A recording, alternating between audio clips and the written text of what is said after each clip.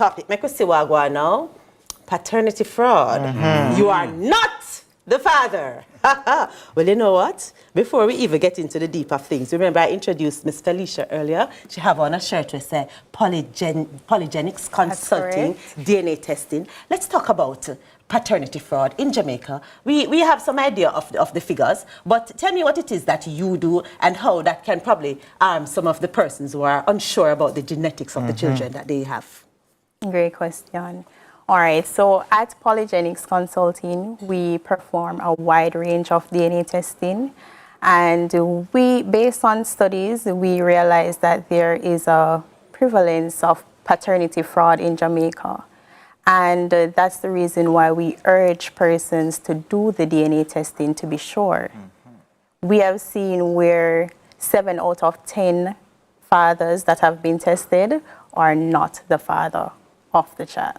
All right, so let us start there. 7 out of 10 fathers that are tested at your institution is not the father. I see 2 men at the table. I always like to ask men about these things, you know, because we're a woman, so you all know me, I got to talk about woman things. So let's talk about the men. So gentlemen, obviously paternity fraud, and for those who don't know, that word probably sounds very, very fancy. Basically, the man gets a child that is not him. Jamaican vernacular, jacket. So, for the gentleman, and I'll start with you, my esteemed reporter over here, to take a look at what does it feel like from the standpoint of a man who wants to be a father and who finds out that the child that he's so invested in, both financially and the other alleys, is not his child. Can you walk us through what that might be like?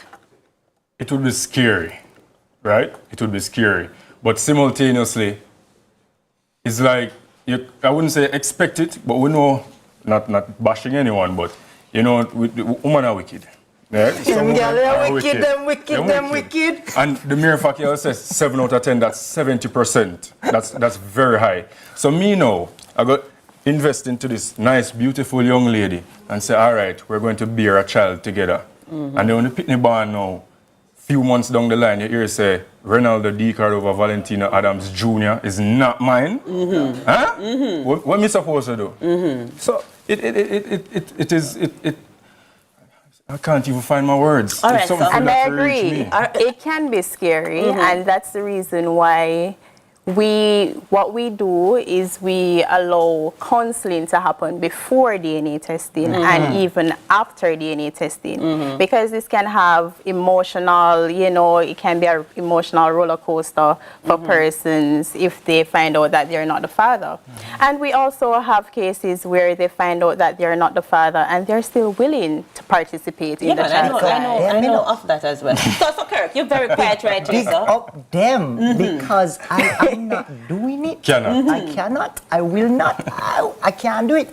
This is actually one of the stats that pushed me in grabbing my passport and leaving the country to find a wife and, bring her home and all of that stuff. So, yeah, I'm a full-on passport bro because of this stat and many other stats. But this is one of the big ones for me, right? 70%. That's high. Yes, that's high. All right, okay, pull it in.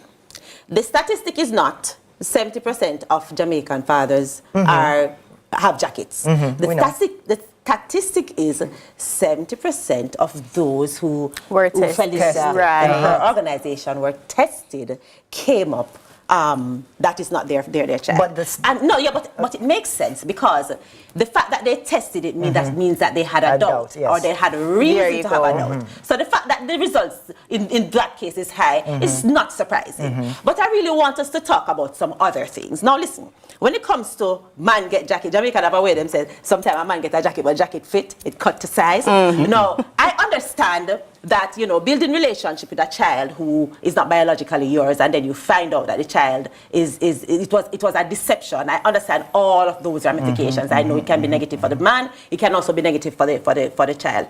But I like to talk about prevention, and I like to talk about going into things with actual knowledge. And I believe, and this is Shelley speaking. I believe that we need to be more deliberate about who or when we have children. People are having children because it's a consequence, not because it's a choice. And so we find ourselves in a situation where we get to say, remember, say the premise is woman wicked and, oh yes, where did it say? Say it again. I don't remember. Oh, yes. Simply more wicked. So if the premise is that woman wicked, why are you putting yourself in a position where she could call your name and she's big and wicked? You know that she's wicked. Yeah, you know, it's a choice. You don't know all the time. No, but you start out, and that's you started, and you say, woman wicked. I don't know all the time. Them can put on a facade.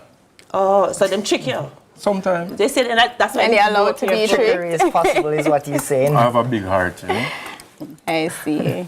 But the interesting thing is, right, even though we know that, all right, 70% of the men that test are not the fathers, another stat is a quarter of the men in Jamaica are raising children that are not biologically theirs. So is it that we're developing a culture to make it okay that we're raising other men's children? Although me not do it, and I don't recommend you do it either. Hold on, Mr. May I get the sign so we need to go for the break. No, good. Because I just want to be sure what you say. Because every time we have this conversation about fatherhood and who's present and who's absent and who's picking up the slack, we don't address the absentee. Because maybe if the biological father was there, the other person who's raising that child who's not biologically theirs wouldn't even have had the opportunity to do so. Why aren't we addressing that? Why are we okay with saying Jamaica has a single mother household, that is single mother this and single mothers are ruining the world? If me find out the pitney, enough for me, that mother will be single. If you find out the pitney is yours, though, what about the men who knows that it's their child and not participate? Right. Yes, No. let's talk about those men. Those men are what we call walkless. Walkless. You understand? And I would never implore a man to not take care of his responsibilities. So if you just have to step up to the plate. Even if you and the mother can't get along for whatever reason, you have an obligation to that child to ensure that they're taken care of, whether financially or even just your presence, because most times that's what children really need. Yes. A father figure to grow them and help them to matriculate through the various levels, you know? Right, so I want to hear more about the DNA testing. How hesitant are Jamaicans to go to do DNA tests? Do you see the numbers increasing? What's the output looking like right now? Best believe it, the males are very hesitant to get a DNA test done. I am thinking they might be scared of the result. And we know men, just like how they don't like to go to the doctor, they don't like to come in to do the DNA testing. Most of our appointments, they're booked by females. Really? Yes. That's very interesting. I'd like to explore that a little more. Let's go to the break. When we come back, there'll be more after this. A daddy, there was a mommy. Mommy had a secret. She told a little white lie. When she tucked the baby in at night, she sang her this lullaby. You got your daddy's smile. You got it. Cooking with love, crazy.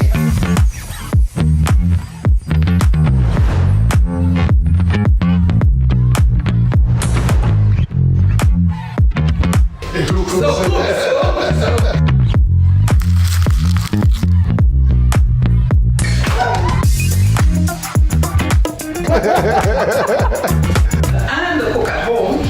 Wow. Cooking with love. What do you know about that? Hi, I'm Juliet Holness, wife of the Prime Minister of Jamaica, and you're here with me on Cooking with Love.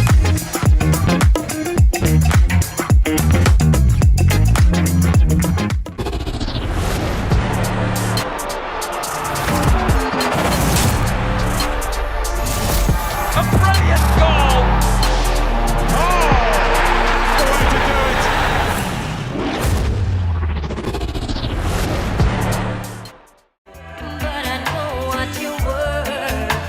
Yeah. So I'm gonna live with this until I get. And welcome back to the roundtable this morning. And the topic is paternity fraud. You are not the father. You know the word fraud right there. So let's talk about the legal implications. There are a lot of persons who believe that once they find out, say, they were deceived, people should be prosecuted. Thoughts?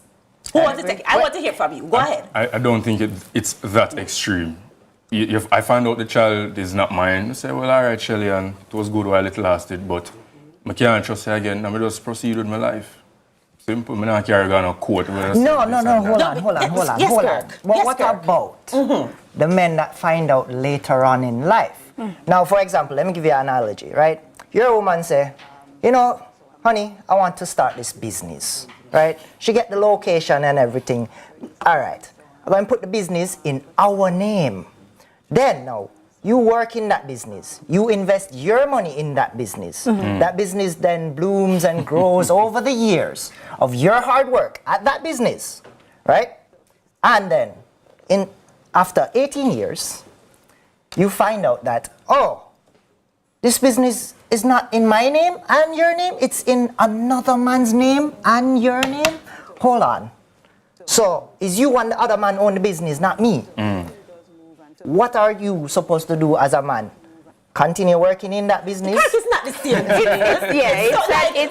That's a lot of investment. Kirk is not the same thing. You don't even need that analogy. Just talk about that child for 18 years. Boom. I am speaking from personal view, right? Because I am going to, and any woman, any girl that I'm going to get involved with, it's going to be mandatory. I'm going to make that clear from the top, from the jump.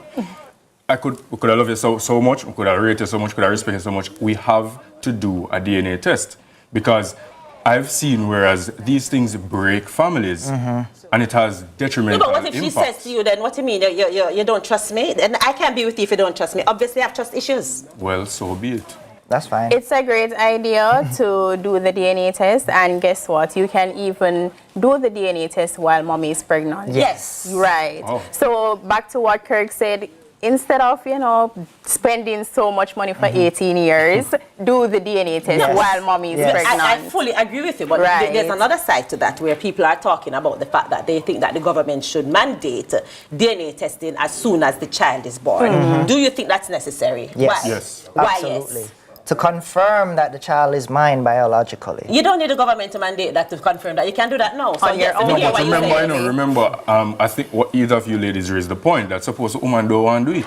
But She if the don't- you don't need if her the gov- permission? but I can just take the child and go do it? What's stopping you?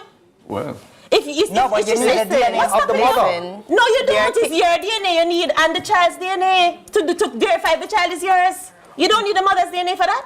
What many persons don't know is that the DNA test can be done discreetly. Yes. So you don't even have Is to that- bring the child to the office. Just you can swab take the a child. discreet sample. It doesn't even have to be swab. You can use the fingernail clippings, ear wax. and as a What professional, about- you're saying that's right? It can be used. No, it's not a question. The right part is on you. What However, that will have to be considered as a personal test, so Correct. that cannot be used for legal litigation. matters. Oh. Right. So So it will only be for your peace of mind. My peace of mind. There you So go. then There we will must be know- no peace That- after you find out. But yes, you're going to know. But wait a minute. You know, so the test can also prove says yours too, right? That's right. You see how Alex said it's Right, I'm right. going to put me and throw him up in the air and go back. Exactly. You know, you can go online and buy at home the DNA kits, where you can swab it in and send it go get tested and carry it back and send it back. And the child's mother don't even have to know. There and you you get go. the result. The baby's yours. Boom. You have your peace of mind. You don't have to argue with nobody. You don't have to have no discussion. There's no issue about trust. You get the peace of mind that you need. Right. I am saying this problem is already solved. What we need is conscientious people who are actually honest in their intent. Because part of the problem is you have some man who the baby have for them face and I talk about and for them pitney. Listen. Like them. Usually we have seen situations like that. However, sometimes when the result comes back, it's not their child. So I feel that Adam brother, like I said, Adam brother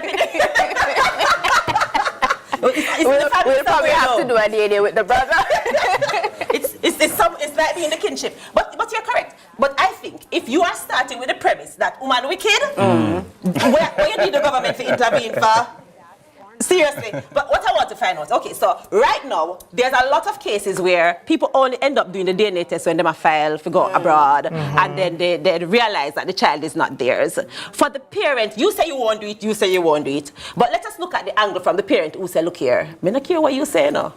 all my life, the only father them know is me. The DNA test never change at me. It's still father. What do you think about those men, and how do you think they will really help to maintain a good relationship with the child even after knowing that? Big up them. Facts. That's the first thing. Props to you if you want to raise your child, voluntarily. There's nothing wrong with wanting to be in that child's life and raise him, voluntarily. But it's the deception that hurts most men that makes them unwilling to do so. So if she's upfront with it, and there is, process of forgiveness that she cheated on him or whatever, then yeah, sure, they can make amends and raise that child by themselves, because mothers raise babies to become boys, but men raise boys to become men. Wait, no, hold on. Let me have to go unpack that for a second. Mothers raise, go and say it again, make I write it down. Yeah? Mothers raise babies to become boys, but only men can raise boys to become men.